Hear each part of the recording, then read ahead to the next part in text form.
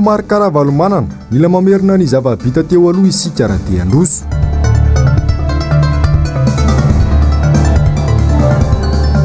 Asa fandraharana eny anivony Anjerimanontolo mikatso tanteraka raha tsy voaray ny karama.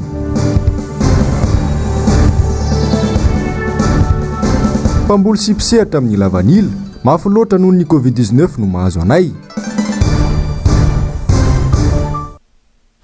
Amin'ny kafaliana sy ampitiavana indray tompoko kilasy sy tompoko vavy no hitsidiako ny tokantranonao amin'izao takariva ny alarobia fa 4 ny volana May taona 2020 sy 2020 izao. Miarabanao tonga soa indray ato anatin'ny fotoana ny fampalalama-vao.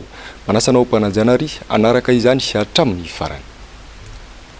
Taratry ny firaisan-kina ho an'ny vahoaka malagasy mila fiovana ny zavanseho tany aloatra mangoro ny farany nandro teo tsy hitako nanafenina ny hafalian'ny vahoaka tao amin'ny faritra iny raha ny tafanivantana tamin'ny Filomary Karavalomanana Zermain no menjanahary manohy Randria Malala.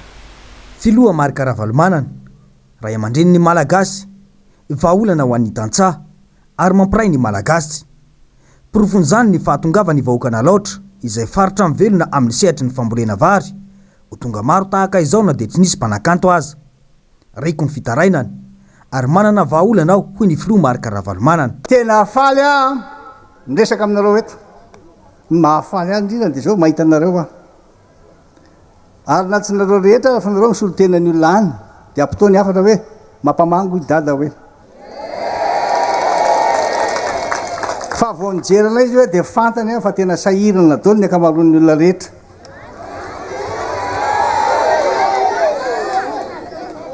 Malahelo ny dada hoe satria zao miaina amin'ny tany be tebiteby anjakany tsy fandrimpahalemana ny tanytsika amin'ireo nyteneniko reo fandrimpahalemana ny tena loza satria laha tokana miaina ary fananana ny tsatsy tompo mifampiandretana izy nefa nazy dia zay ny anolonako an'ireo satria misy olona any tena nilaza mihitsy aza adino zay président tsy adiniko nareo ko tsy anadino anahy satria zavatra nataoko nataotsika nataonay tamin'izany fotoana androny any tsy zany tsy fandrimpahalemana zany lamina ny tany vita daholo ny lalana fa tsy ohatra ny lalam-pirenena makany Tomasina iny fa tamin'izany vita ny lalana voatsetsina ny lavaka makaria be jofo ohatra maninga zipo vita daholo reny taloha dia titeny aminareo hoe ny fahorianareo tsy tokana fa maro be fahorian'ny vahoaka maranisa tsy voatanisa satria toy ny olona latsaka anaty lavaka mangitsikingitsiko ny fahantrana sady nono tsy mahita zosamborony tsy afaka mitsabo tena. Tanjon'ny Filomary Karavalomanana ny ampanankarena ny vahoaka malagasy. Efa niarandrehetra ny aina ny fandrosoana izay nataony teto amin'ny firenena nandritra ny fotoana izay nitantanany any Madagasikara ka mahatonga ny vahoaka malagasy mahatsiaro azy ankehitriny ary mitaky ny iverenany indray eo amin'ny fitondrana. Ny ankizy nianatra, ny tantsaha voavatsy ara-pitaovana sy masomboly, indrindraindrindra fa ny fanamboaran-dalana sy ny fanamboarana fotodrafitrasa mifanaraka amin'ny fahasalamana. Tena anao azoko zay azo atao olo tokana mahova firenena fa minoana reo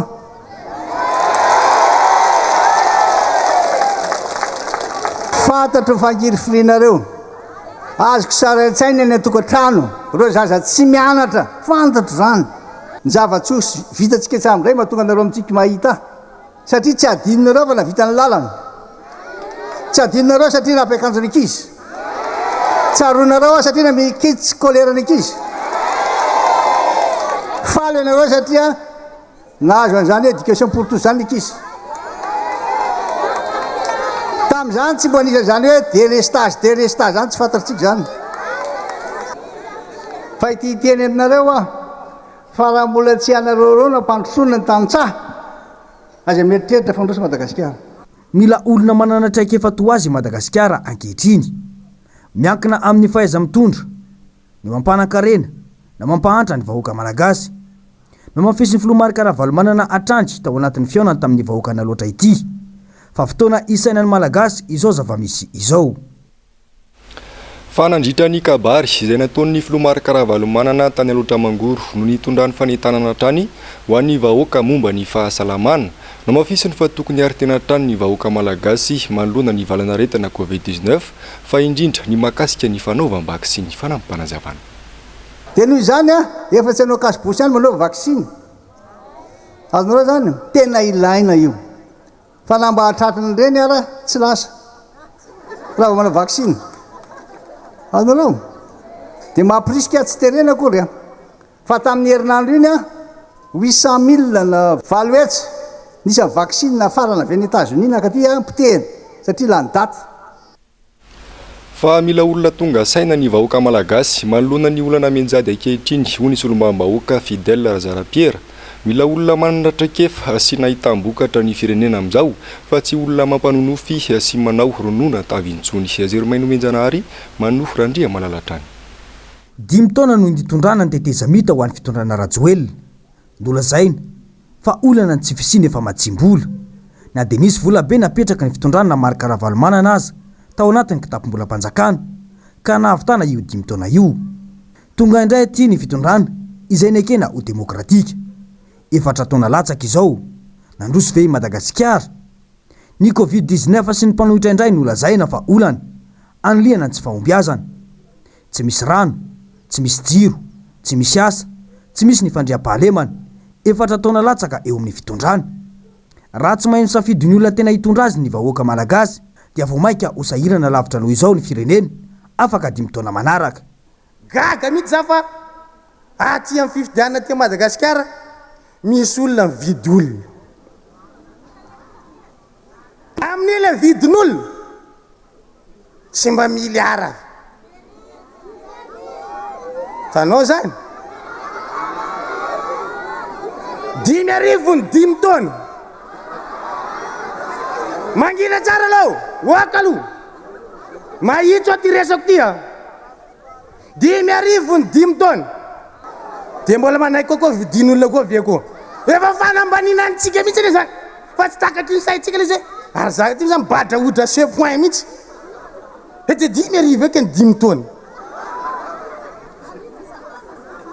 Zany ane arivo isan-taona zany firisam-bolana, firisaky ny adiny ray, firisa-minitra, firisa-tsegona. Centime mihitsy zany. Sy raha manja. Dia manaiky zany nareo.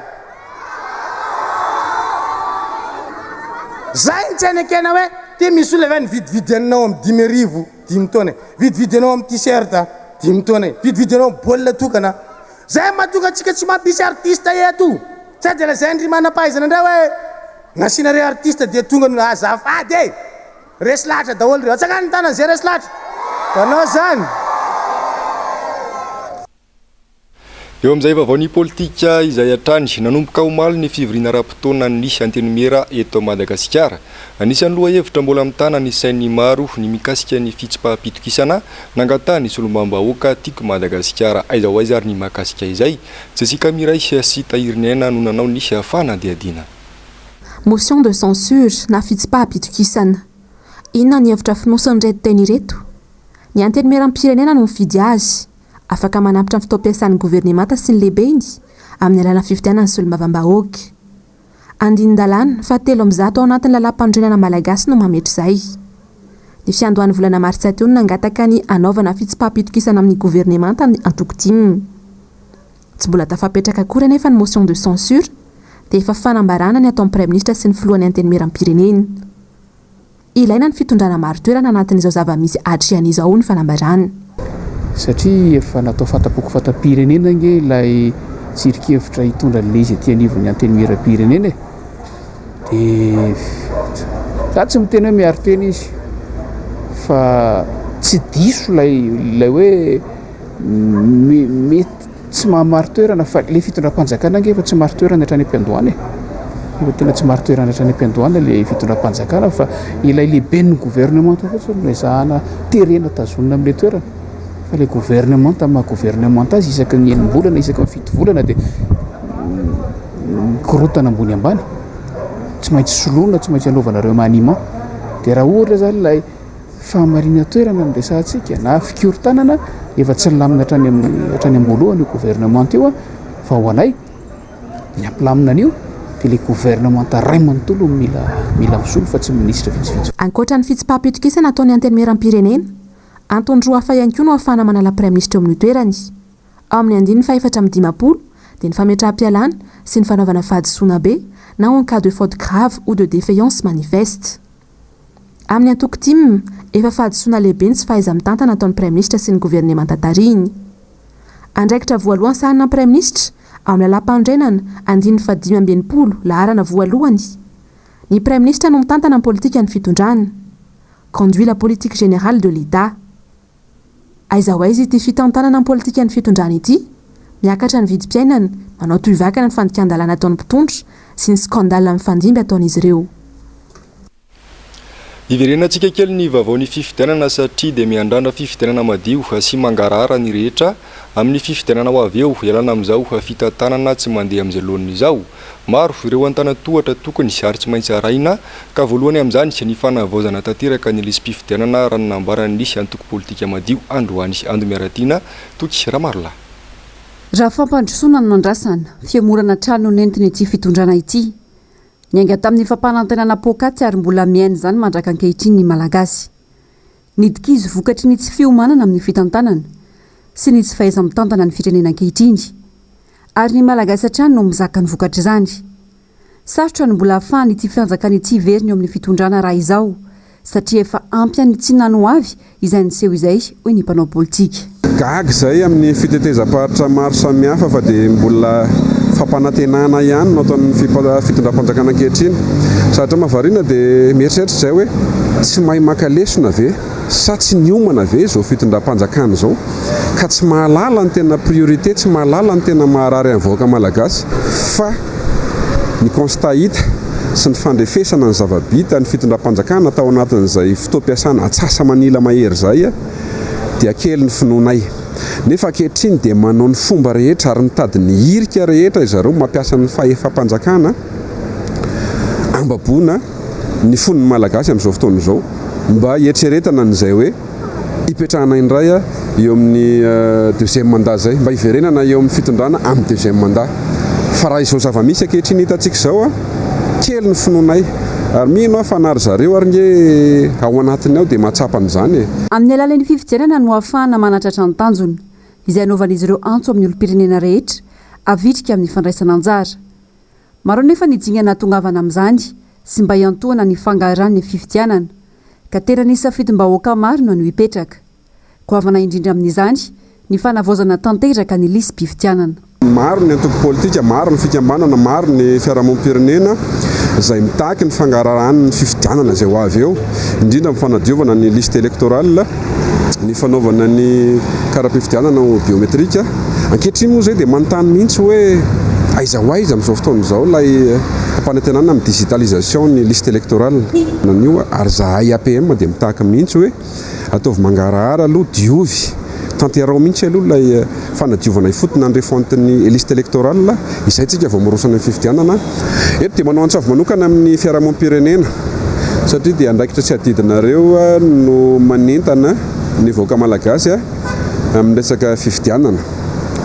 Mba ho fifidianana tsy anjakan'ny tolotra, mba ho fifidianana tsy ho voarebirebiny ireny vola, t-shirt sy ny zavatra maro isan-karazany ireny intsony fifidianana izay ndeto amintsika satria fa mino somatoky izay APM fa fifidianana amin'ny 2023 amin'ity indray mitoraka ity dia fifidianana mba handraisan'ny vahoaka malagasy anjara mavitrika ary mba handraisan'izy ireo lesona amin'izay mba tsy hiverenan'ny tranga takizao maso antsika izao intsony. Mila mifoha amin'ny toromaso ny malagasy amin'izao fizotry ny raharam-pirenena izao ka ahaka lesona ny amin'ny tsy nety rehetra.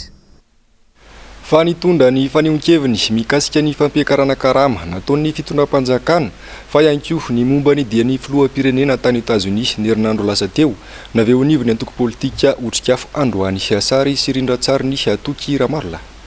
Efa ela no nandroso Madagasikara raha ny resaka fampiakarana karama no heverin'ny mpitondra fanjakana fahamahana izao olana ara-tsosialy goavana sedra ny malagasy izao hony aveo nivony antoko politika otrikafo androany.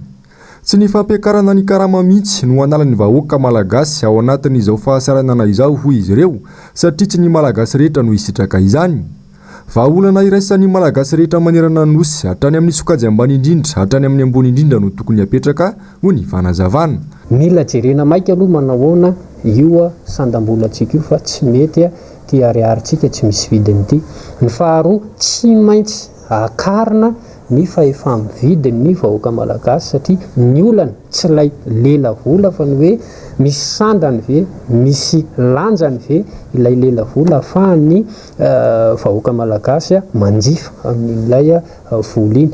Ny fahatelo lay politika ny famoronana asa ho an'ny mpitondra fanjakana mihitsy no tsy misy ka ilaina ihany koa izay ilay famoronana asa aingana dia aingan'izay satria zao vokatra ilay fampiakarana karama iny dia verenako hoe misy ny fidangany vidy fiainana na ny inflation. Rehefa misy ny inflation tsy mipiasa malagasy ihany ny aran'izay fa tsika malagasy rehetrarehetra na ny anasa na ny tsy anasa. Dikan'izay zany ilay fanapahan-kevitra raisin'ny mpitondra fanjakana dia verina hoe fanapahan-kevitra ho an'olom-bitsy zany hoe ho an'ny mpiasa ihany fa tsy misy fitsonjovana n'ireo ilay malagasy marobe tsy anasa ireo ka ny fitsonjovana ny malagasy marobe tsy anasa dia izay ilay famoronana asa izay ihany. Akoatra izay azary lasa fanaon'ity fitondrana ity ho iatran'ny fanazavana ny mampibabotrosa ny malagasy amin'ny alalan'ny findramam-bola ataon'ny mpitondra fanjakana amin'ireo mpiara-monina tsy mipaka mivantana ary toa tsy mazavatra aina nefa ny fomba fampiasan'ny fanjakana ireny vola ireny. Dia io moa ireharehan'ny mpitondra fanjakana mihitsy io ilay fampidira trosa ny firenena io satria ny dikan'ilay hoe mahazo vola zany famatsim-bola dia atokisan'ny mpamatsy vola mandeha tsara ny fiaraha-miasa amin'ny avy any ivelany dia ozy izay hoe raha ny famatsim-bola no nampanankarena efa ela Madagasikara ny lasa lavitra. Faharoa misy an'ilay vola azo tamin'ny Covid izay mitetina $1 milliard latsaka eo mandraka ity ny androany mbola tsy mazava ny nampiasany mpitondra fanjakana azy ka ao anatin'io ilay programa volavolainay koa zany dia efa misy rafitra mazava tsara apetraka mba hoentina anaraha-maso an'ilay famatsim-bola azon'ny Madagasikara eny satria zao na nisitraka an'ilay fanampiana ianao na tsy nisitraka an'ilay fanampiana tsy maintsy samy andohan'ireny amin'ny alalan'ny hetra avokoatsika mety ho amin'ny alalan'ny rem-pirenena ihany koa itsika rehetrarehetra ka izay no mahatonga anay hoe tokony ho sarotiny tsika dia ilaina zany ny fananganana an'ilay rafitra io hoentina anaraha-maso an'ilay famatsim-bola ireny. Tolo-kevitra sy fanintsiana ihany no ataon'ny antoko politika otrik'afo hiatran'ny fanazavana saingy anjarany mpitondra kosa no mieritreritra na handray na hanao be marinina trany toy ny mahazatra kanefa mirona makany amin'ny lalandiso izay mahatonga ny firenena latsaka katerena tahaka izao. Eo amin'ny vaovao tontolon'ny asa fanaovan-gazety kosa indray navoaka ny Reporters sans frontières na ny RSF omaly ny filaharan'ny firenena 20% eo amin'ny fahalalan'ny asa fanaovan-gazety. Nanday ity laharan'ny Madagasikara ity anefa ny ministeran'ny serasera sy ny kolotsaina toy ny ahoana ary ny fiainan'ny mpanao gazety eto amintsika mitoetra ve ny fahalalana. Nanao fanadihadiana mikasika izay indrindra i Jessica Miray sy Tahiry Nena. Fa 27 ny toerana misy an'i Madagasikara amina firenena 20% araka ny tatitra navoaka ny RSF eo amin'ny fahalalan'ny asa fanaovan-gazety. Manana naoty 20 amin'ny zato. Ny emotra laharana 170 be izao i Madagasikara satria raha laharana fa 7 ny taona 2024 dia izao ny emotra fa 20 izao ny taona 2024. Tafiditra ao anatina vondrona antsoina hoe problematika ny misy a Madagasikara eo amin'izay fahalalany asa fanaovan-gazety izay. Saingitsina naiky ny ministeran'ny serasera sy ny kolotsaina fa dia namoaka fanamarana avy hatrany omaly ihany. Azo itokisana avy eo izy ireo ity filaharana navoaka ny RSF ity. Voalohany aloha tsy mahagaga mihitsy raha ireny ny faneho-kevitry ny ministry ny serasera satria izay ny mission-ny.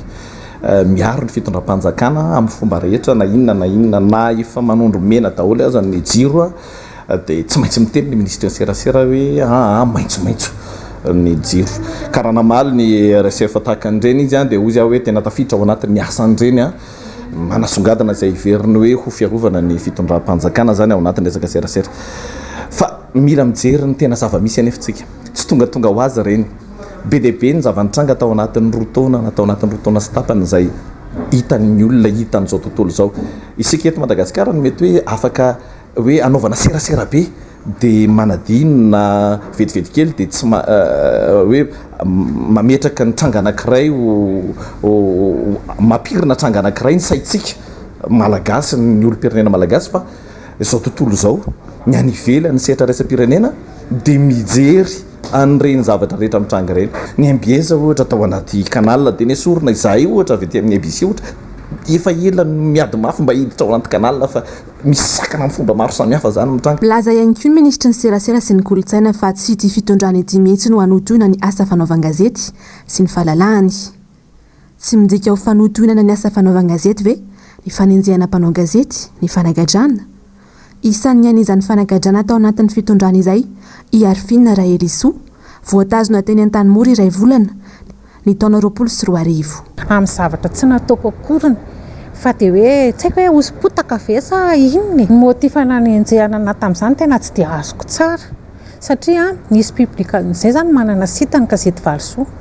Io sita io zany tena manana faly eo fa tena manokana izy ary tsisy idirako mihitsy zany fa olona hafa manao anazy fa ny anahy gazety atsoratra rehefa nasafaiko foana zany. Amin'ny fotoana nampamaivay be amin'ny resaka coronavirus roa taona lasa zay dia nisy fisarana vary tery inona moa izy teo amin'ny hôtel de ville teo Analakely zaraina vary hoe vary tsinto sa tsy fantatro dia natsoina olona be tabe zany tangorona teo kanefa dia nisy sary zany nataon'le gazety sita ny gazety Valosoa hoe navoaka n'le olona mitangorona be dia nataony hoe Andro Rajoelina mpamoron'olona dia tao anatin'le sita zany nisy adresiko anahako satria ny gazety Valosoa manao pub ao misy hoe Valosoa dia misy hoe lo zao dia inona ny hoe tena any Arfine ty dia lasana dia tany moa ny commissaire tao amin'ny cybercriminalité anosy tonga tany trango zany tonga dia hoe ndao anaraka anay ianao. Tsara ny mampahafantatra fa ny RSF na ny Reporters sans frontières dia vondrona iraisam-pirenena miady ho an'ny fahalalan'ny asa fanaovan-gazety sy fiarovana ny loharanom-baovao ny mpanao gazety. Vondrona izay nitsangana ny taona 2026 tany Frantsa ary hita amina firenena 440 tamin'ny taona 2024. Mariana moa fa tsy hisy ny fandarana saila zao amin'ity androany ity no ny raharaham-pitsarana mahazo ny mpanolotsain'ny tanàna no sady mpanao gazety Clémence Rarinirina sy ny mpanolotsain'ny tanàna Lilisy Rafaralay. Toe-javatra izay manapirofo filaharana navoaka ny Reporters sans frontières io fa voatotoina tanteraka ny fahalalany asa fanaovan-gazety eto Madagasikara ka tsy mahagaga raha miembotra tahaka izao ny filaharany Madagasikara. Hatramin'izao aza moa dia mbola tsy naverin'ny fanjakana ao anatin'ireo kanala satellitaire ny fahitalavitra MBS ary izao indray dia tsisy ny fandarana saila zao noho izay fanohitoina ny fanjakana ny demokrasia eto Madagasikara izay. Fa tsy mandeha amin'izay lohan'ny intsony ity fitondrana ity ho ny solombam-bahoaka voafidy tamin'ny anarany antokotiko Madagasikara nandritra ny fandaharana miara-manonja androany hafa no ambarany vavany ary hafa no ataony sy ireo hampiara-dia amin'ny avitra rasolondraibe Andry Rakotomalala. Tsy mifanaraka amin'ny lazainy hatrany no ataon'ny fitondrana sy ireo mpiara-dia aminy hoy ny solombavim-bahoaka. Nahitsy izy namala ny fanambarana nataon'ny filohan'ny anteny Merandoolona nandritra ny fanokafana ny fivoriana ara-potoana omaly izay niantso ny fitoniana sy fifampiresahana raha misy ny disadisa kanefa tsy izany ny zava-mitranga eo amin'ny fitantanana ny tanàna n'Antananarivo ankehitriny.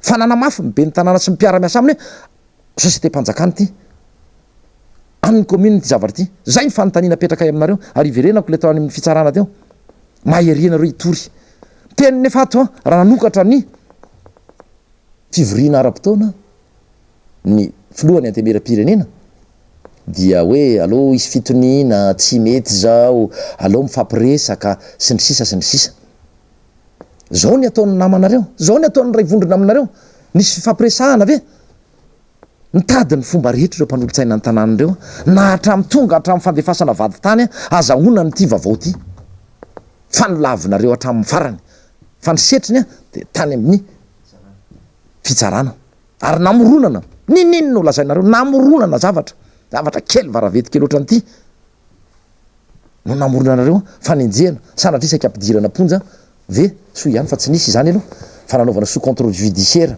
nahazoana LP na liberté provisoire olona tsy misy fanraisany amin'izany mihitsy manodiava. Na mafisiny ihany koa ny tokony tsy maintsy irisoana amin'ny fanavaozana tanteraka ilay ireo fontin'ny lisym-pifidianana. Efa maro ny fitenenana nataon'ny antoko tim ny amin'ny tokony irisoana amin'izany ary mbola no amafisiny ity solom-bavim-bahoaka ity hatrany izany.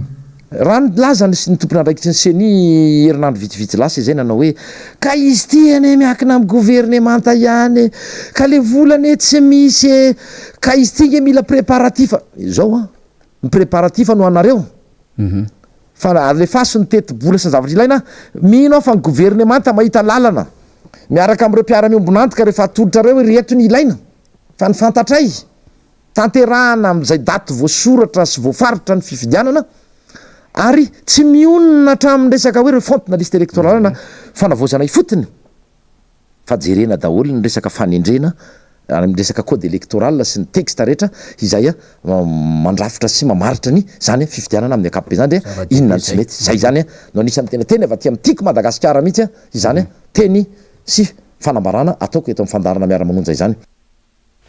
Vao ny fampianarana kosa indray nanamafy ny fitokonany sy mba handoavana ny karamany sy ireo mpandrara na ny personnel administratif et technique eny anivon'ny nisy anjerimanontolo androany nakatin'izy ireo tanteraka nisy université io maraina io teny an-toerana Iandomiaratina sy Atoky Ramarona. Ifolava mankaleo ny fitakiana karama ireo mpandrara ny université androany. Tsy misy vahaolana mihitsy fa efa matetika loatra tara tsy araky ny fotoana tokony ho andoavana azy ny karama. Tsy vita ny vava fotsiny fa tokony atao an-tsoratra mihitsy ny fifanarahana makasika ity fandoavana karama ity. Takin'izy ireo manoloanjany sy ny vahaolana maharitra makasika ny tranga. Nilaza ihany koa ny mpandrara fa tsy verina hiasa raha tsy voaloha ny karama. Ka tamin'ny alalan'ny fitokonana sy fanakatonana ny université no nanehoan'izy ireo amin'ny fanjakana ny maharary azy. Mba mianga fotsiny zay hoe mba omeo daty fixe izahay satria le fahatarana karama lava zany na izahay koa rehefa sasatra le mitaky mba menatra ihany manahirana ihany izy tika nefa karama zany raha marina service fetsy tokony ho takina le izy tokony efa voninao ny karamanao rehefa tapitra ny volana anankiray dia zay zany mba ingaviana hoe misy PV zay tamin'le fivoriana tamin'ny faraka amin'ny 20 volana dia mbola mafisina eto ihany mba ataovy atsoratra re tompoko ampidirao le mifanarahantsika makasika ny hoe 20 volana farafatarany raha isena misy nindrokely dia efa 20 volana tokony efa mba mandray karama ny mpiasan'ny mpandrarahany université manerana Madagasikara. Ny soratra mitoetra fa ny teny mandalo ny ambava aloha zany dia misy hoe efa manao zay farany ezaka mba tsy hataran'ny karamanareo tsony efa misy ezaka atao ohatrohatran'izay aloha izy fa afa ihany misy taratasy mipetraka zany amin'izay mba samy milamina ety nge tsy avy aminay nge ny grevy grevy mipety nge tsy avy amin'ny PAT avy amin'le fahataran'ny karama zany raha misy grevy zany tsy mipety mihitsy no miaina tsiny fa le karama tara tsy mitovy zay zavatra zay le fahataran'ny karama ka io moa amin'ny tsony soratra masina hoe lozan'ny JV-ny fanafitohinana dia tsy fantatra izy le izy fa dia samy matsapany misy azy zany hoe tsy misy an'le blocage na tsy le blocage ho anay manokana zany ny fantatray dia ny karama mba tsy ho tara ny resaka administration zany aloha dia tena mijanona tsy misy ohatra hoe andeha hanao certification ety anao na diplôme zany dia tsisy manao zany aloha zany ety mikatso tanteraka zany zao ny fandraharahana zany fa kosa makasika ny fampianarana moa tsy anjaran'ny PAT iny dia tsy hidirantsika angamba fa ny anay zany resaka fandraharahana administration dia tena hoe mikatso zany tsisy raha mandeha zany aloha ety zao Manodidina ny 430 ireo mpiasa mpandrara eto anivon'ny université no voakasika ity raharaha ity tsy hijalona ary hiamafy ny hetsika raha minimanao be marenina ny tompona andraikitra hoy ny fanazavany. Raha ny vaovao hatrandry dia nilaza iroso amin'ny fitokonana ihany koa ny PAT ny Toliara raha tsy mivoakatra amin'ny zoma izao ny karaman'izy ireo. Vavao ny toe-karena kosa indray nivoaka tamin'ny fahanginany androany sy ireo mpikambana ao anatin'ny kooperativa mpamboly lavanila eto Madagasikara. Olana maro no sedran'izy ireo amin'izao fotoana izao ka nanaovan'izy ireo antsoavo amin'ny mpitondra fanjakana fanampanazavana. Nanomboka ny taona 2024 no makaty izany hoe tao anatin'ny 3 taona farany dia tsintsahany korosofana ny CEP Arina lavanila teto Madagasikara. Akoatra ny fitotongana ny vidiny lavanila isan-taona izay latsaka ambany dia ambany dia matsiaro tena ho verizoka sy voambaka ary vomafy ireo tatsapamboly noho izy ireo tsy omendanja amin'ny lafiny fampiroboroboana ity CEP Arina ity. Vitsy anisa raha oharina amin'ireo solon-tena mpanjakana sy ny mpandrara ary ny mpanangom-bokatra ireo mpamboly ao anatin'ireo rafitra isan-karazany na joro isana ny fiarina lavanila. Zary lasa miraviravin-tanana araka izany sy ireo mpamboly ao anatin'izany ka ireo mpandrara sy mpanangom-bokatra ary ny fanjakana ihany no mahazo tombony. Ny zavatra mamparary zahay zegny voalohany makasiky ny tsy fahafahanay manohagna ny hevitray ao agnatin'ny CNV sy ny CRV sy ny sehatra rehetra fampidiniagna makasiky ny lavanily. Zahay no baziny fambolena io lavanily io. Zahay koa tsy amboly io tsisy vokatra andeha exportentsika zegny io. Tsisy vola hiditra amin'ny kitapo vola mpanjakana avy amin'izany vanily izany ka tokony jerena manokana zany zahay. Ny fijerena zahay dia miankina amin'ny fampiakarana ny isanay ao anatin'ny rafitra tsirairay manapa-kevitra sy mandinika momba izany lavany izany. Amafisinay eto fa na inona ny rafitra ataotsika ka raha tsy ampy ny isan'ny mpamboly ao anatin'izany, ny mpamboly zay miantoka fisian'izany lavany izany dia tsy tafaboaka fo io. Mahay ratsy fo kalitentsika io. 5,7 ariary ny kilaony lavanila maintso ary 5,3 ariary ny kilaony masaka. Io ny vidin'ny farany ambany napetraka ny mpitondra fanjakana tamin'ny taompamokarana taona 2022 lasa teo. Tsy nisy nampiatra nefa izany tany fotony satria tsy nisy ny didimpanjakana nivoaka ho fampiarana izany ary tsy nisy ihany koa ny rafitra napetraka anaramaso izany ho iatran'ny fanazavana. Ny avy amin'ny fanjakana zay tsy misy fagnasaziana ireo olo zay minia mandika mividy amin'izany vidiny farany ambany zegny. Io koa ny tetiandrom-piotazana avereno any aminay tantsaha mpamboly any fotony zay tegna mahay makasiky lavany io mihoatra ireo ingénieur agronome ambony latabatra aby reo ny famoahana ny tetiandrom-piotazana. Fa raisinay adidy kosa no anentana ny tantsaha namanay amin'ny fanatsarana izany kalitao zany mitana tompon-daka maneran-tany atrizay Madagasikara amin'ny seha-piariana lavanily. Raha tsy voavahy ireo etaetanay ireo dia ho latsika atsika tsy ho voatanatsika izay toerana zegny. No ireo antony ireo ihany koa no mampirongatra ny tsy fandriampahalemana sy ny alatra lavanila tato ato ho ny fanazavana ka anaovan'izy ireo antsoavo amin'ny mpitondra fanjakana. Eo amin'ny vavaon'ny fifamoivozana kosa indray nitrangana lozam-pifamoivozana indray tetsan-dranomena androany maraina. Araka ny fantara dia nosakana ny polisy ity taxi be ao amin'ny zotra 150 ity ka dia nitsoka izy nitsoka iny indrindra no tsy nahafehintsony ny familiana ny mpamily ka nandona ity fiara sprinter mampitoy ny vato sy Antananarivo renivohitra ity noraisy-potsiny araka izany sy ilay mpamily.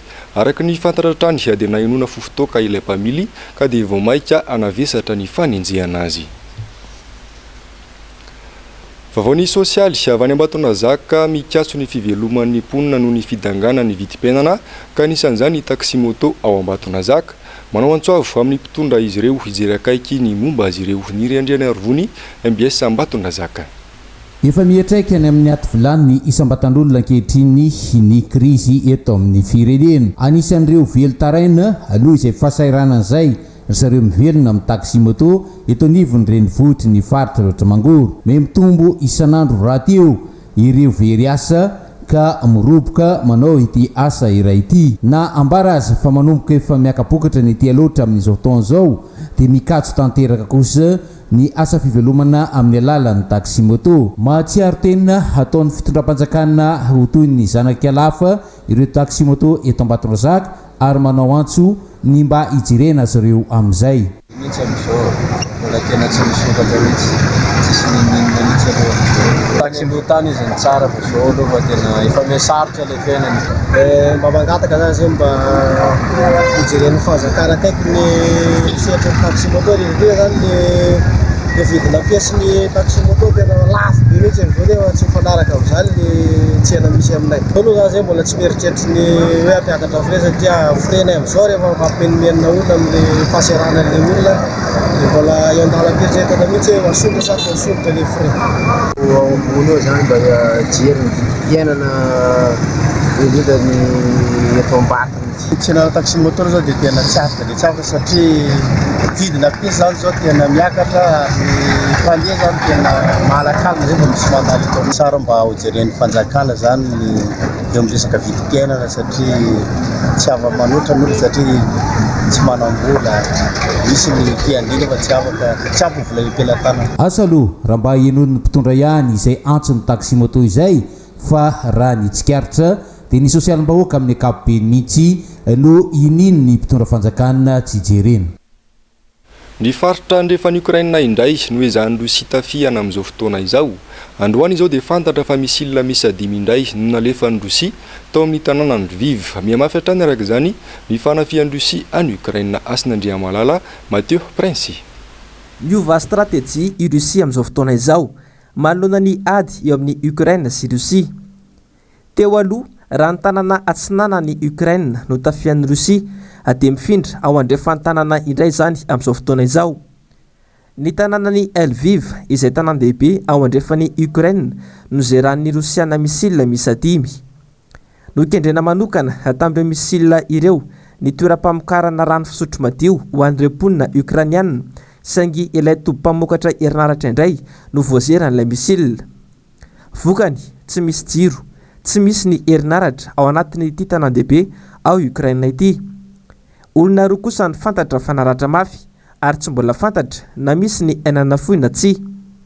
Maizikitroka araka izany ny tanàna ny Lviv ary maro ireo mpitsaom-ponenana ary saika niala ny trano fonenany avokoa ireo mponina noho ny tahotra. Fantatra ihany koa fa mihamafy hatrany ny fanafian'ny Rosia ary miovaova hatrany ny stratégie entin'izy ireo entina miady sy manafika any Ukraine. Raha tsy ahivina 3 andro lasa izay dia nasehon'ny Rosia tamina fahitalavitra iray tao an-toerana fa afaka mamotika ao anatin'ny 10 minitra monja ireo tanan-dehibe ao Eropa amin'ny alalan'ilay misila goavambe antsoina hoe Satan 2 i Rosia. Maro amin'ireo mpanara-bavao sy mpamakafaka politika maneran-tany moa no milaza fa karazana fampitandremana nataon'i Vladimir Poutine ny famoahana iny horonan-tsara iny. Dia iny vaovao iny ihany koa tompoko lasy sy tompoko vavy no entiko manakatona indray ny fampalalam-baovao tamin'ity androany ity mankasitraka anao nanaraka izany hatramin'ny farany. Toy ny mahazatra dia ny fandarana Global News no arahinao aorian'izao fampalalam-baovao izao. Aorian'izay kosa ny horonan-tsara indray miseho atolotra ny MBS ao anao mitondra ny lohateny hoe Merveille Imaginaire. Ny tena kosa mametraka ny manapitafa ho amin'ny manaraka indray velomary tompoko.